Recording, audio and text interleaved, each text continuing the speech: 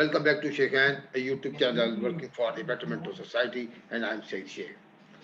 Ladies and gentlemen, last week we released a video on I Lift Malaysia, I Lift program, Islamic education program, integrated with the modern education program from Malaysia. My friend Nasruddin and his family working hard since last so many years on this project is going to offer as far as Islamic education in the school is concerned, in the modern school is concerned. Concept is Islamic education in madrasa and Islamic education integrated with the modern education. Today, we are going to continue from where we ended. So I request Nasruddin and his family, please, Iswa, would you like to continue with the presentation? And Okay, Assalamualaikum Walaikum and Salam. a very good evening to Very you good, and the rest. very good afternoon from Pakistan, and may Allah bless you all. So let's start. Yeah, I mean. All right, so inshallah for today we shall continue with the slides that we have not talked about. We haven't been talking about last 2 weeks. Okay, so on how we integrate modern education together with the Islamic approach. Okay, so what I can share with you here is, is this part. Okay, so this is where actually we teach English language at kindergarten level. Okay, if previously when we teach English, we just teach English as a language. We did not incorporate the element of Islamic input, but with iLive, with iLive system, what we do is here we are teaching the students, the young learners, of recognizing alphabets. Okay, comparing the lowercase letters with the uppercase letters and the things or items that begin with the letters given. But if you can see, and if you can see at the bottom of the page there, in one of our assessment paper, we also expose the kids with the different types or how they differentiate the creation of Allah and the creation of man. Okay, if we can see down there, we will ask them who made the hand, because there's a picture of a hand up there. So who made the hand? So the children would be answering, Allah is the one who made the hand. And then that hand is a creation of Allah. And with regards to that, man is the creation of the burger. So man is the one who made the burger from the hand created by Allah. So this is how we incorporate Islamic perspective to the English language lesson. Okay, this will be one example, the very basic skill of kindergarten learners, talking about recognizing letters of the alphabet. Okay, the next slide, which I will show you here, is when we our approach for kindergarten level would be from the thematic. We have 11 themes a year that they have to cover. So under the theme My House, besides teaching the children about types of house, parts that they can find in the house or rooms they can find in the house, and even the things they can find in each part of the house, we also incorporate in the English lesson of how to recite the dua upon entering and upon leaving the house. Okay. So this is one of the incorporation that we make into the English language lesson, because last time when we talk about the dualism in education, English was taught as English, Islamic subject was taught as Islamic subject. So in practical, the students would not be able to apply what they have learned in the Islamic classes to their daily life. So what we are doing now, when they talk about house, they talk about the vocabularies related to house. They are also taught about the du'as that they can practice and recite upon entering and leaving the house. Okay, so we give them in Arabic as well as in English. And here we have the third language down there is the Malay language, which we use it in Malaysia. So the next one is we are going back to the theme. Another theme that we taught them is This about my family. is why you are talking about the level of kindergarten at this stage. Yes. So your syllabus of the kindergarten is that who created hen, who created burger, and this dua. This is what is. I think it's very good that the children of that age of 3 years plus something, and they will be Yeah. learning the thing, matching that creation of hen by Allah and creation of burger Man. or making of burger by the man. That's good thing. Yeah. That's a good concept. Yes. Yes. Jazakallah. Yes, because at the level of preschool age, the principles lying behind the system that we implement is that learning the children they possess a kind of absorbent mind, which whatever that we give them, they will just absorb like a sponge. Okay, so we have to make sure that the information, the knowledge that we imparted into them would be the correct one. Okay, so as and when they grow up, inshallah, they will be able to apply what they have learned from the very young age of kindergarten. They will be able to apply in their daily life. That is one principle that underlying our concept. The other one is that children learn through repetition, and we repeat, we expose them with the correct input, with the correct practice of a Muslim in every aspect of the subjects that we are teaching them. So when they see again and again, they would learn easily from, they would understand the concept easily. Okay, so this is what we are doing to our kindergarten level. And the third, Just one question. Generally, when I go to the school or just my granddaughter in KG in the prep. So what I see that she's just 3 plus. The school they are offering they are giving us some links or some poems, rhymes, nursery rhymes, and from that yeah. they are learning a lot of things. So would you also develop those sort of nursery rhymes for the students to which will be interested for them so that they learn Islamic teaching and with sort of rhymes or the tilawat recitation. What sort of tool you shall use in that case?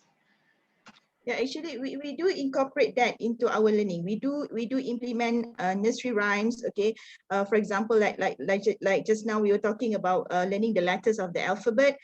We teach them the alphabet songs, the ABC songs. Okay, and at the same time, we also we bring in the English nursery rhymes, and we also bring in the uh, English nursery rhymes from which incorporate the Islamic input. Okay, this also applies to the concept of reciting dua. We don't plainly, like just now, the slide just now that I have shown you, we don't plainly ask them to just memorize this, but we It give shall be a little difficult bit, for that level, yes.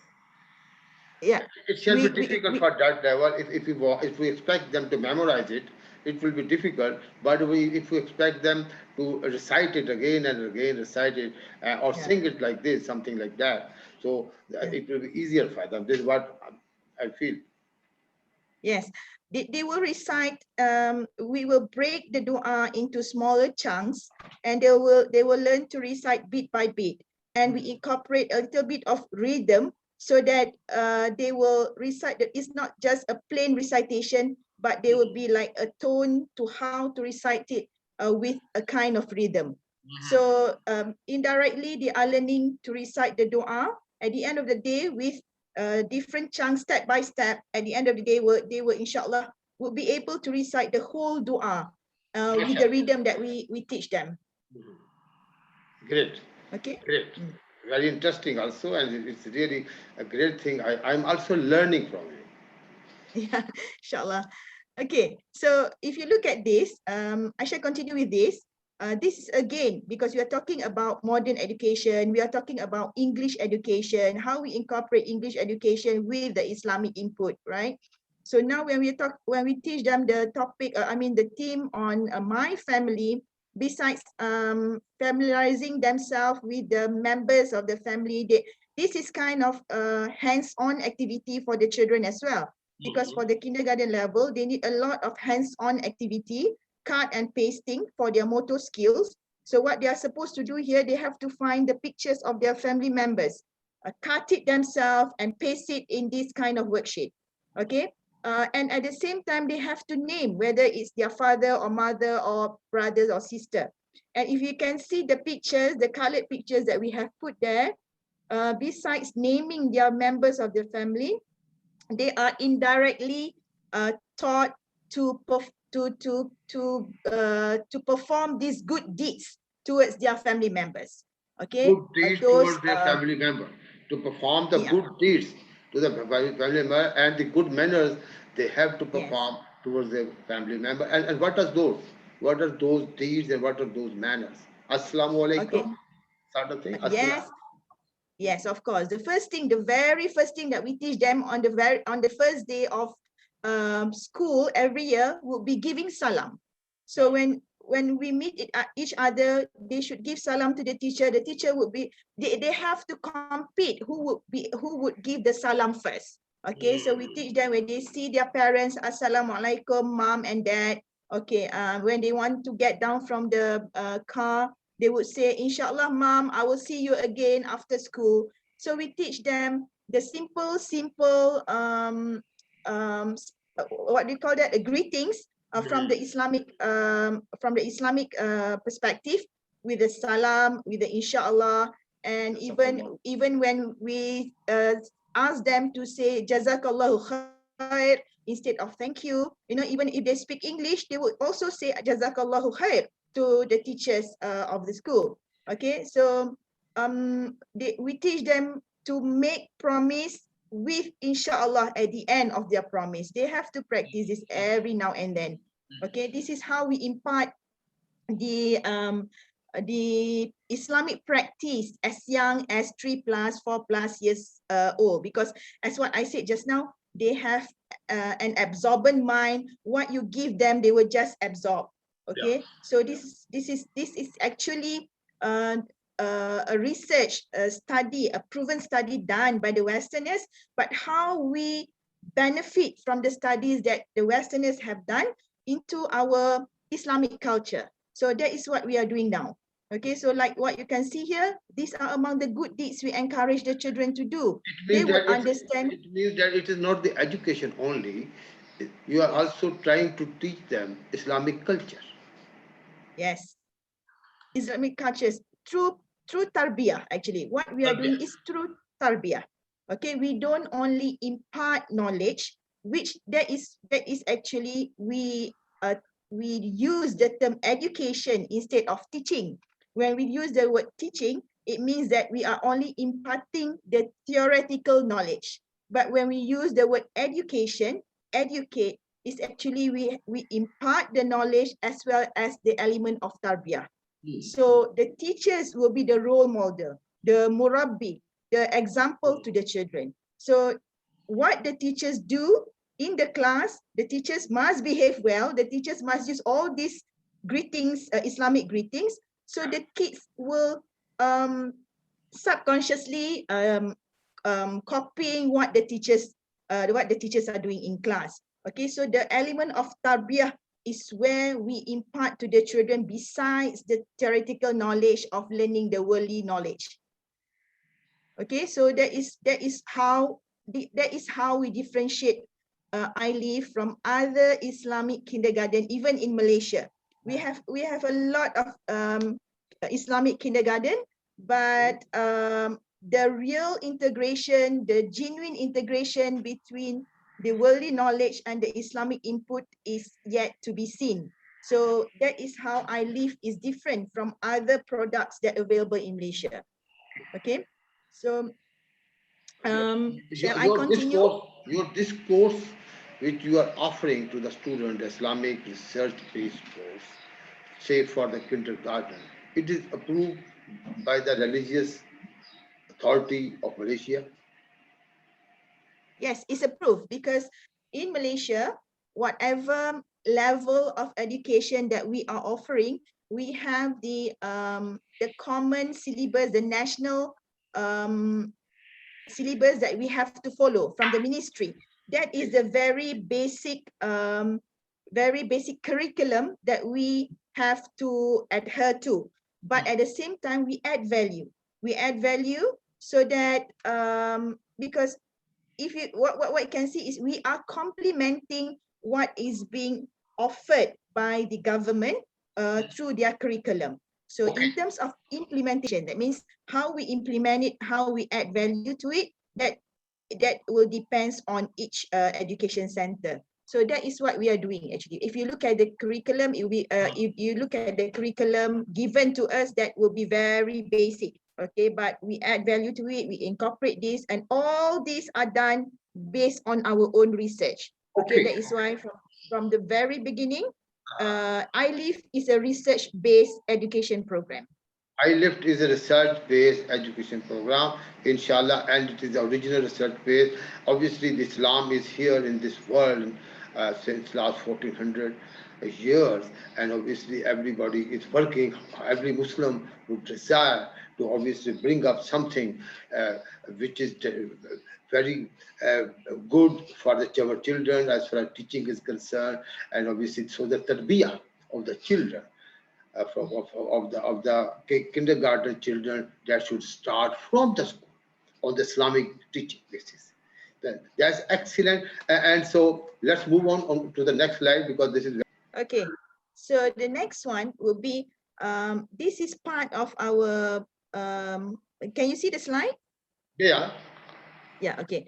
Can you see the picture of the hills and the sea and some clouds on it? And it is raining. Somewhere it is raining, somewhere sun is shining. Yeah, yeah. Yeah, it's highlighted. Yeah. Okay, so this is part of one of our activities that we carry out during school holidays. Okay, because we encourage children to learn everywhere, every time. We don't want them to limit their learning process to the four walls of the classroom. Okay, so what we are doing is learning should take place everywhere, anywhere, anytime. So during the school holiday, we would design a special program for the kids as young as 3+ years old up to the secondary school, okay, up to teenagers. And one of it that we bring them to one of the lake garden in our area here.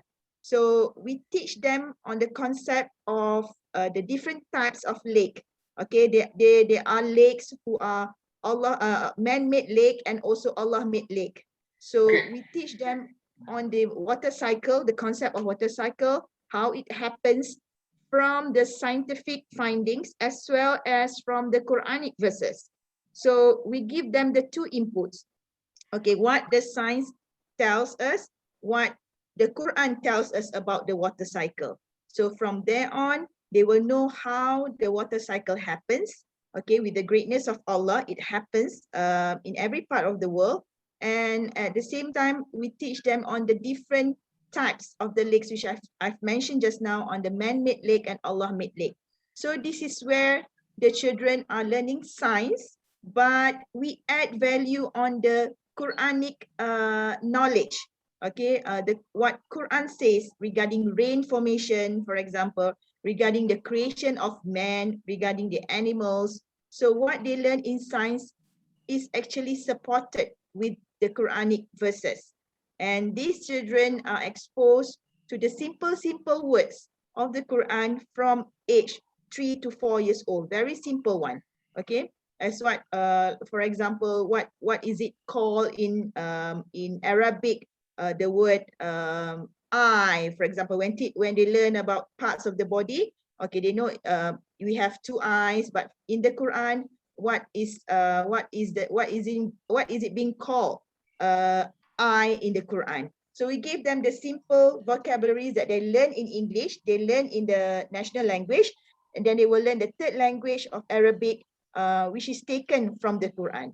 So our purpose of doing this is when they have completed, let's say 500 vocabs from the Quran, they will be able to read Quran as good as they read English storybooks. As they read, they would understand the verses in the Quran. So we, inshallah, yes. So that is our mission of teaching them this integration from scientific knowledge together with the Quranic verses. Okay. And the last one would be, we also provide teaching manuals for the teachers of how to conduct the classes, everyday classes, okay, what they're supposed to do, what are the materials that they have to bring in, what are the materials that to be brought by the students, and what are the learning objectives. Okay, so we have a proper teaching manual which the teachers have to follow in order for us to achieve our learning objectives of what they are being taught in the classroom. So this is a very basic requirements under any education system, which you need to have the teaching manuals and also the learning objectives that need to be met. Okay, so I think that will be the last slide for me for today, about iLive. Okay, stop sharing. I stopped. So up till now, you have, what I could understand, you have a good curriculum for the kindergarten, for the age 3 to 4. And you have also developed the teacher's manual also, and weekly and daily program for the teaching program. You have also program for the vacations, because Yeah. students should not sit idle at home. You have also developed inside the syllabus the etiquettes, the Islamic manners, Islamic tarbiyah system. This is what you are aiming at. And as you are saying, this program is approved by the Ministry of relevant Ministry of the Malaysia. Yes. Nasruddin, you want to say anything before we conclude this episode? Yeah, another thing just we wish to highlight, you see the program we are doing, we are concentrating more on those students who went to the government school. For the upper level. Upper level. So because these people are from the government school will be the future generations of leaders, let it be political leaders, business leaders. So these people, they have to have a very good background of religion. So these people will not leave the government school, public school. So these are the program that we provide them in order for them to merge with whatever scholarism they have learned subjects. So because these ethics of Muslim will be taught, will be practiced by them. Great, that's really great. This was our second episode as far as iLive program is concerned. We can talk a lot on that, but I think so. In these two episodes, is what try to explain the basic philosophy of the course. What I have presented just now, more or less, is about the kindergarten level. But what we have now in Malaysia here, actually, we start our program with play school, okay, for 2 and 3 years old, and then we up to kindergarten level, and we also have the Islamic classes for the primary school children. So in Malaysia, actually, it starts at the age of 7. So at the age of 7, as what my dad was saying just now, they will go to the public schools, but they will come to us as complementary classes. So we give them the Islamic input which relates to what they are learning in the public schools. So, for example, like I've told you just now, the science, the mathematics they're learning in the public schools, when they come to us, we will complement that knowledge with the Islamic input from the Quran and the Hadith of Rasulullah sallallahu alaihi wasallam. So that is what iLive is all about. Okay, so I think that will be my conclusion because it's already Maghrib here. Okay, thank you very much, Mr. Nasruddin, Izwa. Thank you very much for explaining iLive program. Ladies and gentlemen, may Allah bless us all. May Allah help us for working for the betterment of our Islamic society. All right, thank you. Assalamualaikum warahmatullah.